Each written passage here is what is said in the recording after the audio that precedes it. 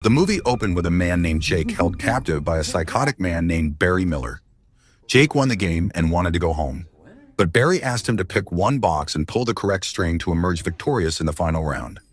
With no other choice, Jake unfortunately pulled the wrong string and found a shotgun inside the box, thereby losing the final round. This prompted Barry to blow Jake's head off for losing the game.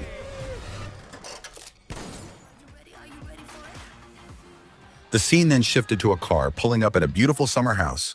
Inside were four close friends. James, a very rich and haughty man who owned the summer house. Matthew, Melissa, and Anita Williams. They got inside the house and enjoyed themselves there.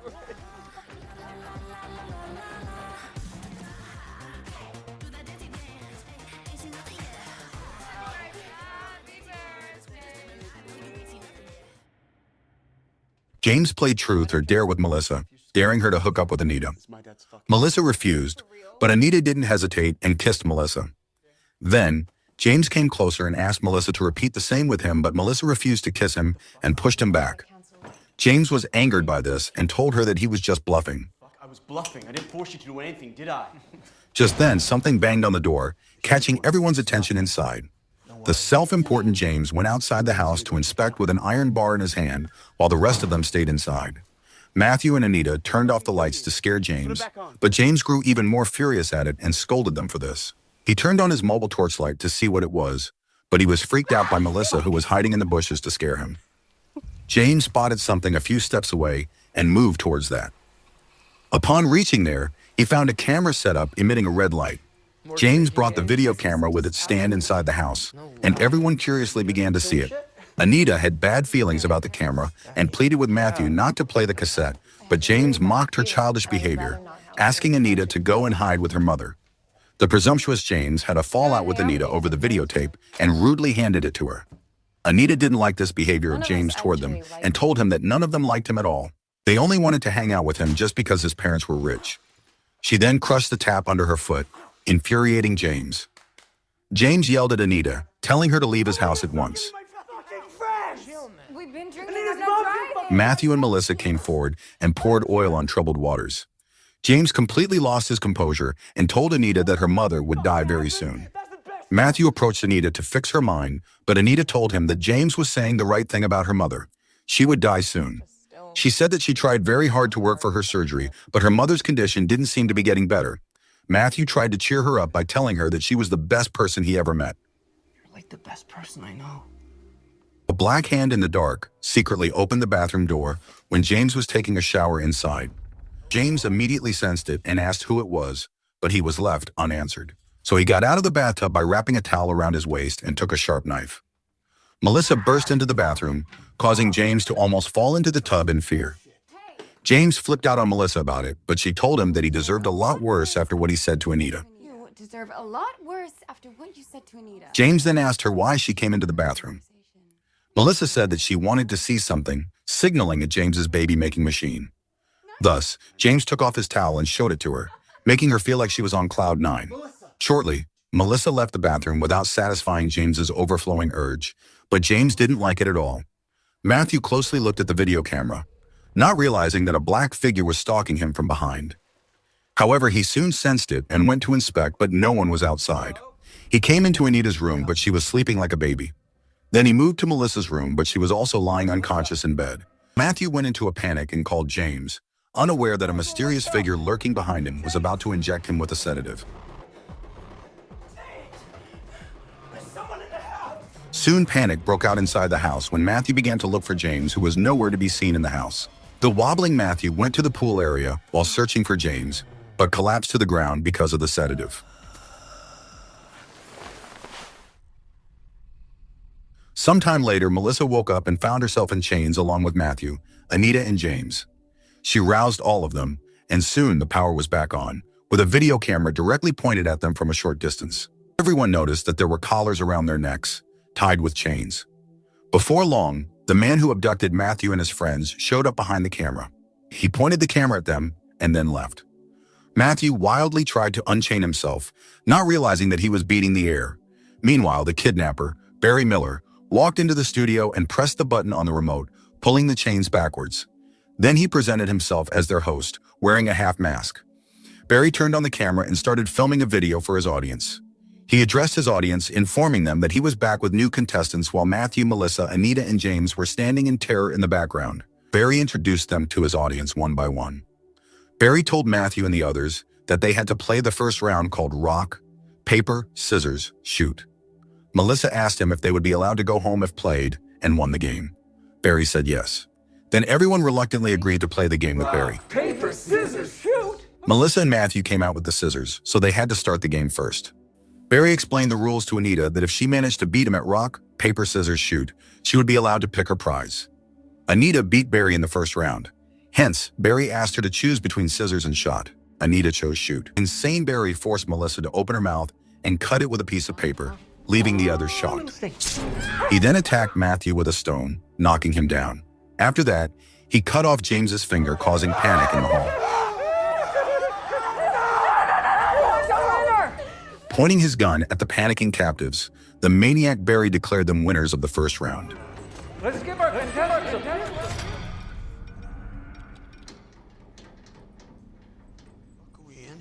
James was confused about how they ended up there, but none of them had the answer to this puzzling question and began to argue with one another for no reason. Meanwhile, the maniac Barry arrived again to play the second round with Matthew, Anita, Melissa, and James. He uncovered a spin wheel decorated with the lights and began to talk strangely. He told the frightened people that he would give them a chance to get out of the building. But before that, all they had to do was confess the worst thing they had ever done. Barry started with James and asked him about the worst thing he ever did in his life. In response, James refused to play the game anymore. Barry was angered by this and hit him between the legs with a hammer. In pain, James confessed that once he was in a car crash, but his father took the blame. In the car crash, he killed a lady named Ashley. Ashley, her name was Ashley. Yeah. Wait.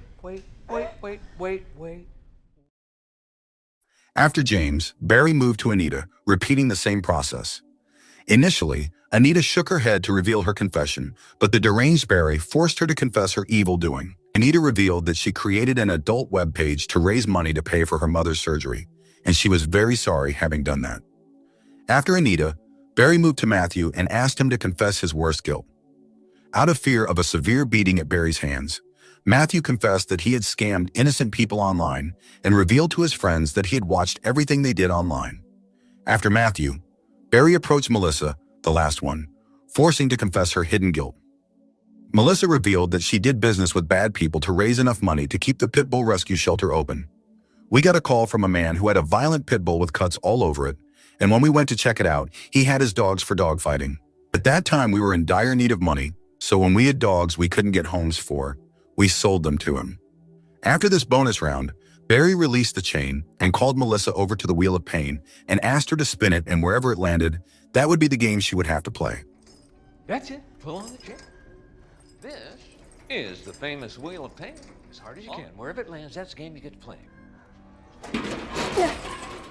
Melissa spun the wheel and it stopped at a weird drawing. Barry handed her a viewfinder and asked her to look through it. Barry asked her to correctly identify the places she would see in the pictures in the viewfinder. Melissa managed to identify Paris and New York, not realizing that a sharp and pointy object inside the viewfinder was about to spoil her eye. She failed to identify Akron City and mistook it for Philadelphia. Akron, Ohio. Fair. You have to give her another chance. Another chance. Just one more shot. However, Barry gave her another chance to correct her mistake. As soon as Melissa clicked the lever to identify the last place, a sharp needle inside the viewfinder damaged her eye. The psycho rushed to the wheel to spin it for James. According to the wheel, Barry took a drill machine and compelled Anita to take it, asking her to put it into Matthew's ear. Anita refused to do it. Then Barry warned her that he would do it himself, and then he would drill her other friends. With no option and to save the others, Anita drilled into Matthew's ear, passing it through the other side. Barry panicked when Anita dropped his only drill onto the floor.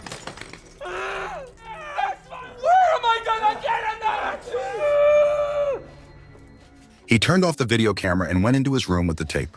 In the studio, Melissa, Matthew, James, and Anita felt hungry but couldn't do anything about it. Shortly after, Barry burst into the studio, asking them to get up in a jiffy. He began to explain the rules to them for the next round. He told them he had asked 100 people to name a body part that ached the most. If they managed to guess the body part that those 100 people said ached the most, they would win. Barry first started with Matthew, who answered the head. Melissa answered The knees. Anita said, the stomach was the body part that ached the most. Barry didn't ask James to name the body that ached the most and began to match the answers with those of 100 people. He said, 31 said head, which was Matthew's answer.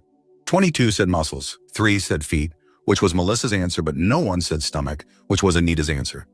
Therefore, she lost the game. Just then, Matthew reminded Barry that the total number of answers did not add up to 100.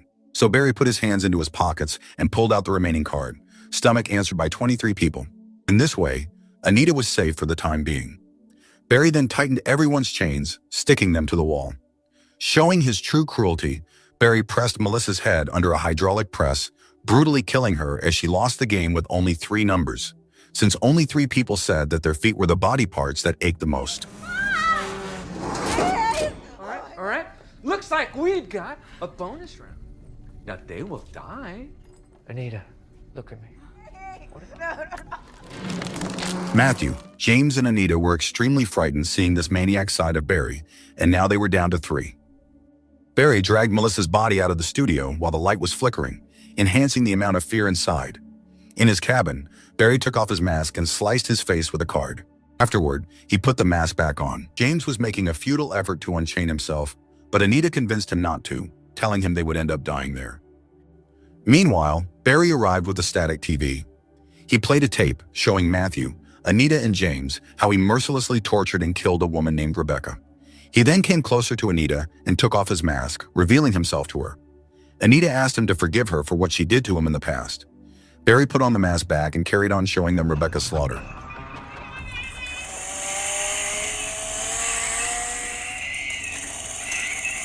After that, Barry left for his cabin. James told the others that he felt like he knew this psycho man. Anita asked Matthew if he remembered him. Then, Matthew revealed to James that Anita and he used to work on the Barry Miller show. James completely lost it, holding Anita solely responsible for Melissa's killing. Then, Anita started telling him the whole story from scratch. Years ago, Barry Miller hosted and ran his show, and she, Jake, and Rebecca worked for him. Jake was the same man whom Barry killed in the early part of the movie, and Rebecca was the woman whom Barry recently put to death. But why? It will be revealed very soon. Barry arrived in the dining area where his crew was having light refreshments. He approached Anita and the others and thanked them for doing a wonderful job on the show, telling them that the show would fall apart without them. Thereafter, he surprisingly wished a happy birthday to Anita. In a friendly manner, he touched Anita, which Rebecca didn't like at all. Stop touching women, okay? Stop. Saying thank you. I'm sorry, for that. He touched her, which Rebecca didn't like at all. She castigated him for inappropriately touching Anita before all the crew members present, embarrassing him. Rebecca and Jake brought Anita to the police station and lodged a complaint about Barry's inappropriate behavior. Barry emerged from the investigation room with a hopeless expression, as if silently asking them why they were framing him in a false case. Officer Eric commended Anita for coming forward to expose Barry. However, deep down inside, Anita knew that whatever she was doing to Barry was wrong and unjust. Anita officially signed the papers, charging Barry with inappropriate behavior toward her. Barry later arrived at the studio, where James told him that he sympathized with what had happened to him and assured him that his father would help. Barry asked whether his father could give him his entire life back, his show, his wife, his children, and his fans. James replied that he could. Then, the deranged Barry said to James, "Do you think your father would be upset if I showed him half of your head, maybe just your jaw?" Hearing this, James lost control and jolted wildly, but luckily managed to unchain himself. However, Barry had no inkling about it. He showed Officer Eric's decapitated head to Anita, forcing her to take a look at it and chew its tongue. Don't make me sick! Bite his tongue! Bite his tongue! Chew it!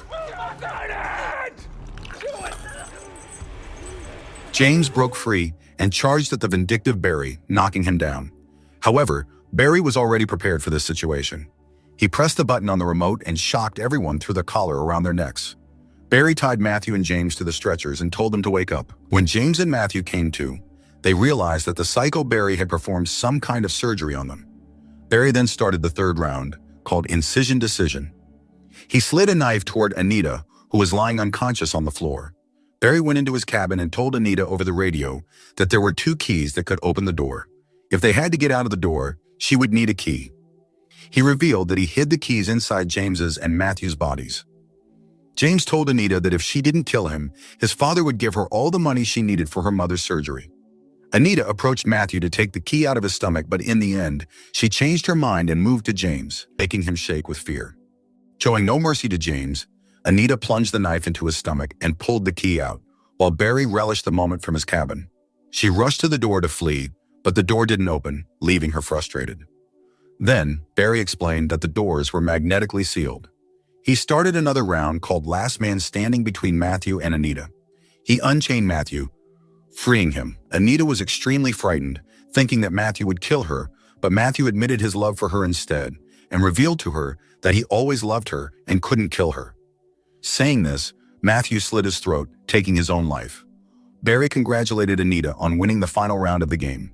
After that, he released gas into the studio, causing Anita to pass out. Sometime later, Anita regained consciousness and began searching for an exit, but instead arrived at Barry's cabin. There, she found photographs of herself with Matthew and Melissa, along with images of the people who had falsely framed Barry in the case. She took a card and hid it in her pants. Afterward, she resumed searching for an exit and encountered Barry in another room. He wanted to play one final game with her.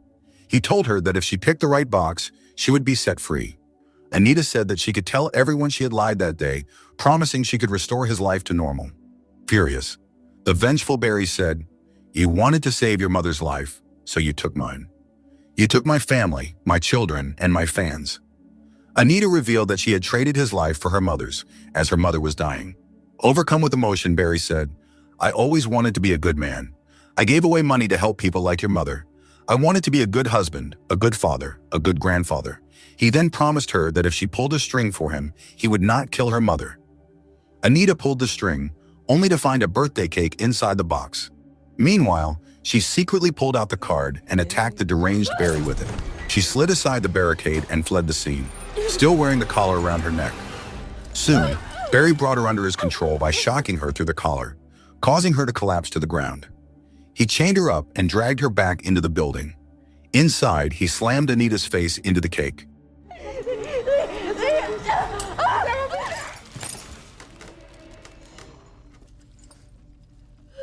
Go on. Congratulations. Some good news and some bad news. Then Barry told her that he had one bad piece of news and one good piece of news for her. The good news was that she was now free and could go home. The bad news was that the cake had been mixed with dangerous chemicals. Not long after, Anita went blind and collapsed to the floor. She writhed in pain from the severe irritation on her face. Seconds later, unable to endure it any longer, she died on the spot. Barry, who had been driven by revenge ever since he was falsely framed by Anita and the others, put the mask back on and walked away.